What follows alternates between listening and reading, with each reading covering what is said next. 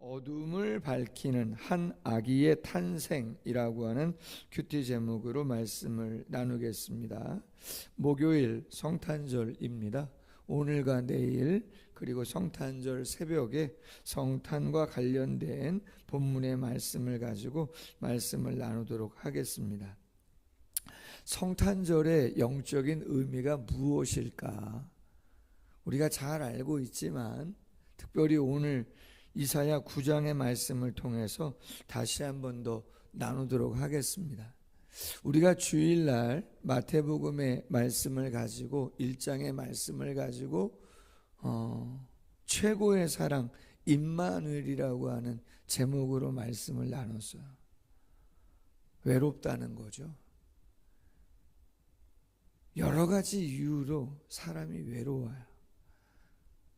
그런데 그럼에도 불구하고 그 외로움을 극복할 수 있는 방법이 오직 임마누엘, 하나님의 사랑, 그 사랑으로 치유와 회복을 경험할 수 있다는 거죠. 여러 가지 외로움의 이유들을 이야기했었어요. 기본적으로는 삶의 무게가 쉽지 않아요. 병들고 직장생활 감당하시고 새로운 일 애쓰고 노력하려고 하는데 쉽지 않다 이 말이죠. 누가 그 상황을 다 알아줍니까? 쉽지 않죠. 뿐만 아니라 자기 자신에 대한 외로움, 실망감이 있다는 거죠. 내 스스로가 참 못났다 느낄 때가 있다는 거예요. 근데 그 열등감이나 그런 것들은 공부를 더 잘하는 애들이, 더 많이 갖고 있는 사람들이 더 많이 느낄 때가 있습니다. 희한하죠? 너무 분주하다 보니까 삶이, 내가 외로운 줄도 모르고 살아가는 사람들도 많다는 거죠. 일중심인 사람들, 저 같은 사람들일 수도 있어요. 끊임없이 뭔가를 하다 보니까 내가 정말 외로운 것도 모르고 살아가는 사람들도 있다는 거죠. 근데 그 외로움을 어떻게 극복할 수 있느냐? 가족이면 되나? 돈이면 되나? 건강하면 되나? 여유 있으면 되나? 그런 거 아니라는 이야기입니다.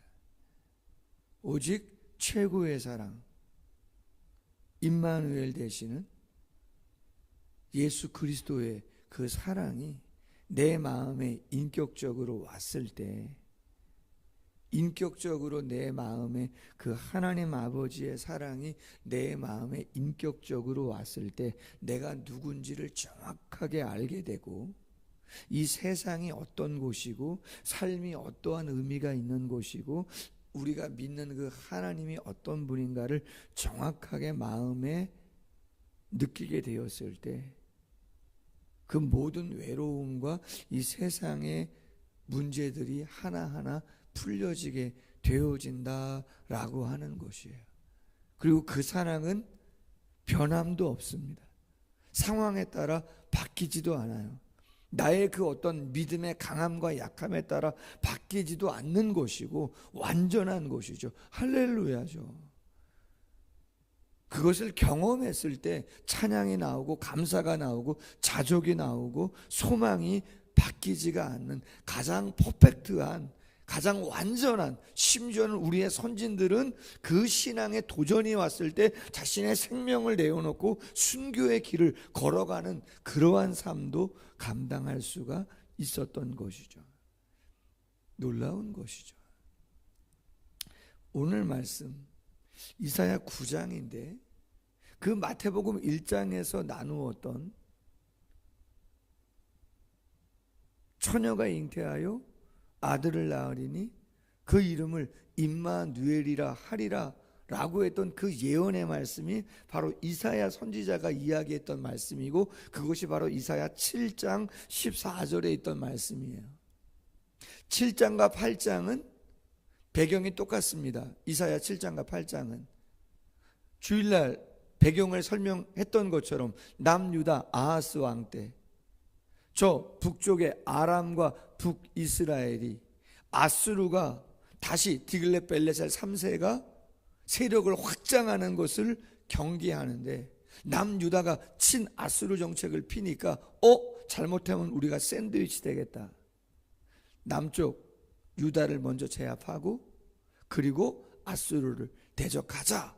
연합군을 형성해서 남유다를 칠 때의 상황을 배경으로 하고 있는 것이에요. 예루살렘까지 쳐들어왔잖아요. 하루에 남유다에 12만 명이 죽고 20만 명이 포로로 끌려가는 그러한 참담한 지경이죠. 그때 예언을 주시는 거예요. 하나님께서 아하스를 만나서 당신의 계획을 전하라고 이야기했던 처녀가 잉태하여 아들을 낳으리니 그 이름을 임마누엘이라 하리라. 아하스가 뭐 바뀌었어요? 아하스가 뭐 회개했나요? 그 제단을 다 헐었나요? 우상 제단을? 아무것도 안 했잖아요. 오늘 본문에 나오는 이 7절 하반절에 나오는 만군의 여호와의 열심히 일을 이루시리라 할 때 이 열심이라는 단어는 카느하트라고 하는 단어인데 원뜻은 질투, 시기를 이야기하는 겁니다. 여러분 사랑하면 질투심이 생긴다 그러죠. 시기도 하죠. 말씀을 준비하다 보니까 표현을 이렇게 해놨어요. 독점적 사랑이다. 질투는 독점적 사랑이라는 거예요. 속성이. 내가 남편을 좋아해. 내가 아내를 좋아해. 근데 누가 나보다 내 남편을, 누가 나보다 내 아내를 더 좋아하는 것 같아. 남자친구가 있어요. 여자친구가 있어요. 좋아해요. 근데 내가 좋아하는 것보다 더 좋아하는 사람이 있어. 오히려 내 남자친구, 내 여자친구가 나보다 다른 사람을 더 좋아해. 괜찮아요? 아니요. 사랑은 그렇지 않다는 거예요. 사랑의 속성이라는 게 독점을 원한다는 거예요. 기본적으로 질투, 시기. 하나님의 열심히 이것을 이루겠다라고 하는 것은 하나님이 제일 처음 사람을 창조할 때, 그렇죠, 왜 창조했다고 돼 있어요?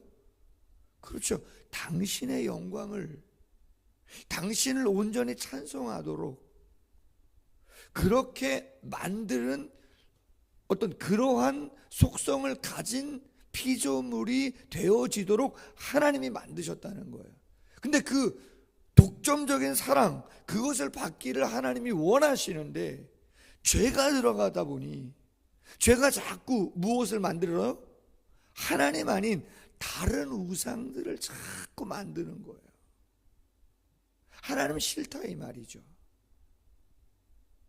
하나님이 온전히 찬양받고 하나님이 온전히 영광을 받으셔야 되는데, 그리고 피조물은 그 본분을 제대로 감당함으로 하나님이 온전히 주시는 것들을 통해서 평안을 누리고 기쁨을 누리고 소유를 누리며 그렇게 살아가는 존재로 만드신 건데, 죄가, 사탄의 역사가 있다 보니 하나님으로 만족을 안 하는 거예요. 자기가 하나님 되겠다 그러고, 자기가 하나님, 자기가 주인 되겠다 그러고, 하나님이 주시는 것 같고 안 된다는 거예요. 난 기다리기도 싫다는 거예요. 그냥 내가 알아서 살아가겠다고 이야기하다 보니 이 사람도 그 생각, 저 사람도 그 생각. 그럼 둘이 어떻게 되겠어요? 당연히 싸우죠. 저 사람이 더 많이 갖고 있네? 내가 더 많이 갖고 있어야 되는데? 아수르가 그런 거 아닙니까?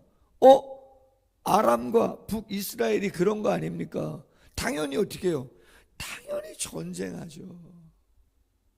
오늘 본문 보세요.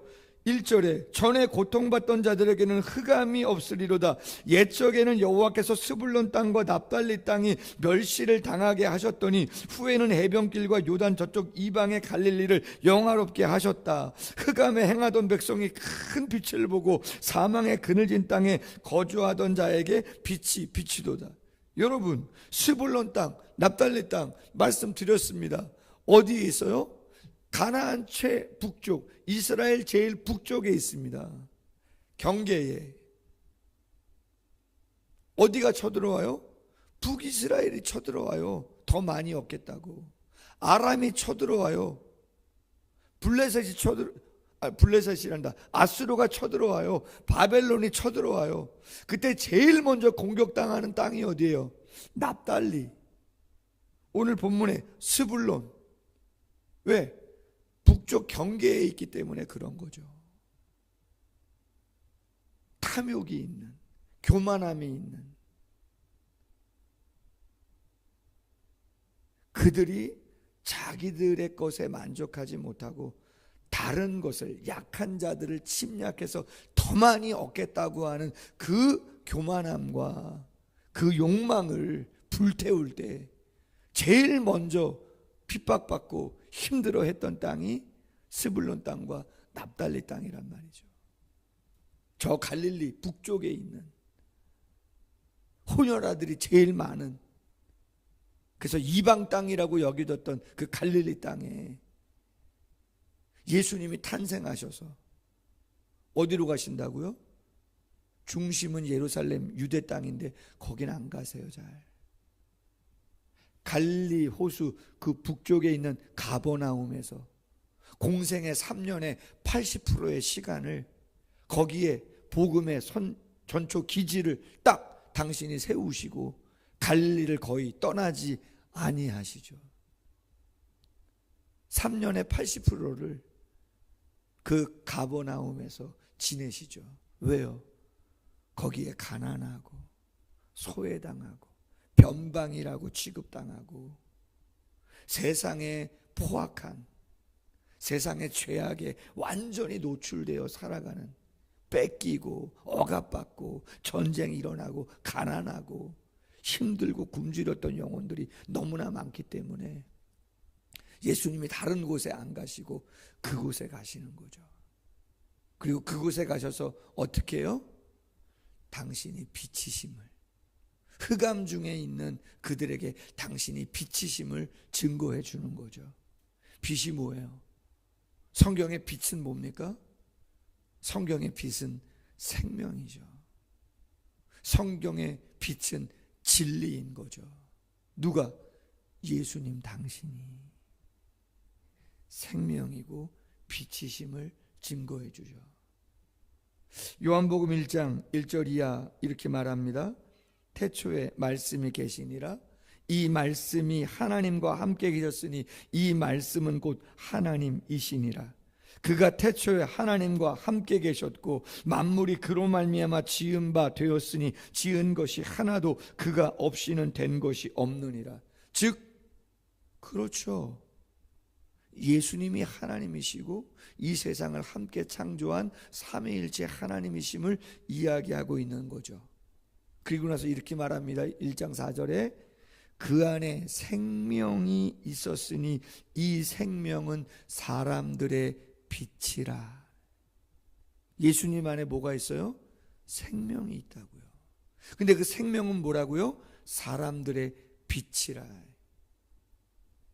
요한복음 8장 12절 예수께서 또 말씀하여 이르시되 나는 세상의 빛이니 나를 따르는 자는 어둠에 다니지 아니하고 생명의 빛을 얻으리라. 어둠은 뭐예요?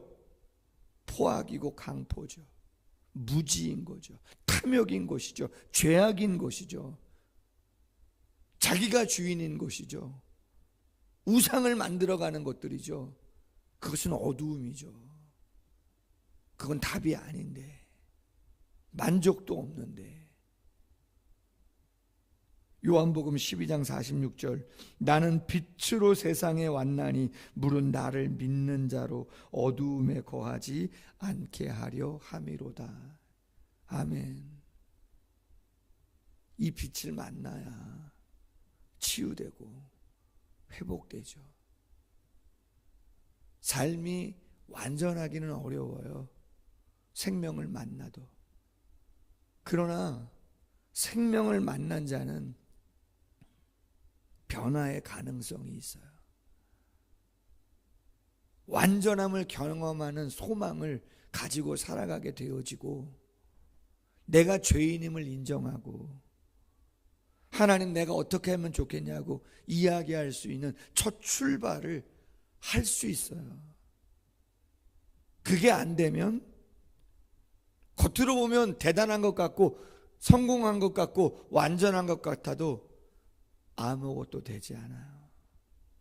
언젠가 말씀드렸죠.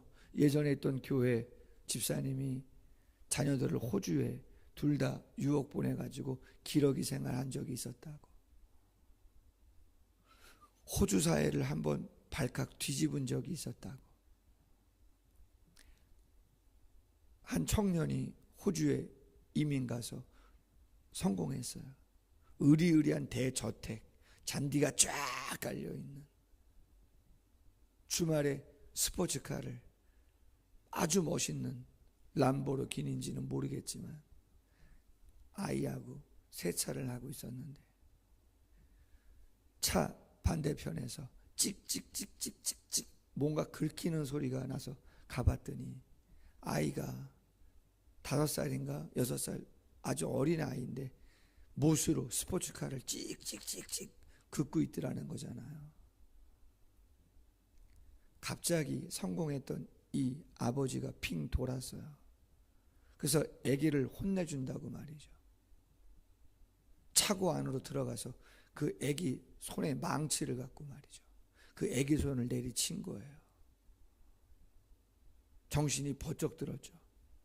피가 나는 아기 손을 잡고 병원에 갔는데 판단이 뭐예요? 손을 절단해야 된다는 거예요. 그 아기 손을. 나중에 정신이 번쩍 든 아버지가 어떻게 해요? 자기 집에 가서 권총으로 자살을 하잖아요. 호주 사회가 완전 뒤집혀진 거죠. 그럼 그 아기가 그 아버지 스포츠카에다가 뭐라고 찍찍찍찍 낙서를 했나? I love daddy. 아빠 사랑해요. 놀라운 이야기죠. 대저택이 있으면 되는 겁니까? 스포츠카 수십억짜리 있으면 되는 겁니까? 아니요. 생명이 있어야죠. 빛이 비춰졌어야죠. 진리를 깨달았어야죠. 내가 죄인이고 이 세상이 어두움인 것을 알았어야 되는데, 그걸 모르면 삶의 방향을 제대로 잡을 수가 없는 것이죠. 돈이 많아도 이름을 날려도 그건 아닌 거죠. 요 근래에 계속 매스컴에 나오는 연예인들, 성공한 것 같은 최고의 권력자들 다 어디 가서 뭐 합니까? 빛이 없으니까, 진리가 없으니까 그런 것이죠. 오늘 얘기하잖아요. 3절 이하에 그 빛을 만난 자들이 창성과 진정한 즐거움, 추수의 기쁨, 탈취물, 전리품을 나눌 때에 그 즐거움을 그들이 경험하게 되는 것이다. 멍해와 채찍, 막대기, 이제는 세상의 그 무거운 것들을 주님이 꺾어주신다. 6절, 그 주님은 어떤 분이에요? 어깨에 진정한 권력을, 정사를 매신 분이고, 기묘자, 초월, 신비한, 모사, 지혜로운, 전능한 하나님, 영존하신, 영원히 계시는 영원한 보호자, 아버지, 평강의 왕이시다. 그리고 7절에 보면 오직 정의와 공의로 이 세상을 보존하고 다스려 가시는, 말씀드린 것처럼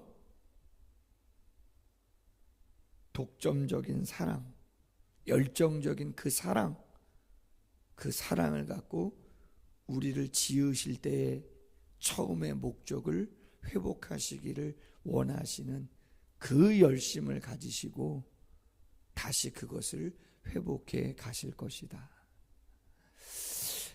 왜 성탄을 기뻐하고 왜 성탄의 은혜를 찬양해야 되는가? 우리가 잃어버렸던 모습을, 본 모습을, 그 진리, 그 빛, 그 생명을 온전히 다시 회복하는 계기가 성탄이었기 때문에, 그 마음으로 오셔서 늘 힘들고 어려운 자들을 그 진리로 변화시켜 주셨기 때문에 우리도 언젠가, 저는 고등학교 때죠, 그 흑암 속에 외로움 속에 있었던 저에게 하나님이 빛을 비춰주신 것이고 진리로 생명을 얻게 하신 것이고, 아직도 부족한 부분 많이 있지만 삶의 방향은 확실하죠. 아멘. 여러분들도 삶의 방향은 확실하잖아요. 부족하지만 그 길을 걸어가고 있는 것이죠. 그 주님을 다시 한번 고백하고 찬양하는 귀한 새벽 되기를 주님의 이름으로 소원합니다. 기도하겠습니다. 어둠을 밝히는 한 아기의 탄생이라고 하는 큐티 제목으로 우리가 성탄이 가까이 왔는데 성탄의 의미가, 그 찬양의 이유가 무엇인가를 말씀을 통하여 나누게 하시니 감사합니다. 스불론 땅, 납달리 땅이 왜 흑암 중에 있을 수밖에 없었는지, 왜 가난하고 왜 매일 눈물이며 탄식이며 고통이었는지 당연히 그럴 수밖에 없었습니다. 이스라엘의 가장 북쪽에 있어서 북이스라엘이 쳐들어오고 아람이 쳐들어오고 아스루가 쳐들어오고 바벨론이 쳐들어올 때 그들의 탐욕과 그들의 우상과 그들의 정욕과 그들의 교만이 세를 확장할 때마다 가장 먼저 침략을 당했던 그 땅이 납달리 땅이고 스불론 땅이었습니다. 이 세상의 고통이 임하는 곳이 왜 임하는 것인가? 주님은 그곳에 찾아가셔서 가버나움의 자리를 잡으시고 공생애를 시작하시면서 가장 많은 사람들을 만난 곳이 바로 그 땅 갈릴리 지역이었습니다. 혹시 우리의 마음에 어두움이 있다면, 우리의 마음에 흑암의 부분들이 있다면 생명의 빛이신 진리이신 가장 온전한 치유와 회복을 이루어 가시는 예수 그리스도의 말씀이 다시 한번 우리의 마음을 비추게 하시고 그 진리를 따라 조금 더 묵상하게 하시고 우리가 붙잡고 가야 할 삶의 방향이 무엇인가, 말씀의 방향이 무엇인가를 놓지 않는 저희들 될 수 있도록 도와주시기를 원합니다. 하나님의 사랑은 독점적인 사랑입니다. 속성이 그렇습니다. 하나님을 가장 많이 사랑하고 제일 먼저 사랑할 수 있는 저희들 되게 하시고 그 사랑으로 만족할 때 진정한 평안과 기쁨과 안식이 있는 것임을 놓지 않는 저희들 될 수 있도록 도와주시고, 그 사랑을 하나님께 올려드릴 때 하나님의 충만한 사랑을, 그 즐거움을 우리에게 주신다 했사오니 누림이 있는 복된 삶이 되어질 수 있도록 함께하여 주시옵소서. 이끌어 주실 줄로 믿사옵고 예수님의 이름으로 기도하옵나이다. 아멘. 계속해서 기도하겠습니다.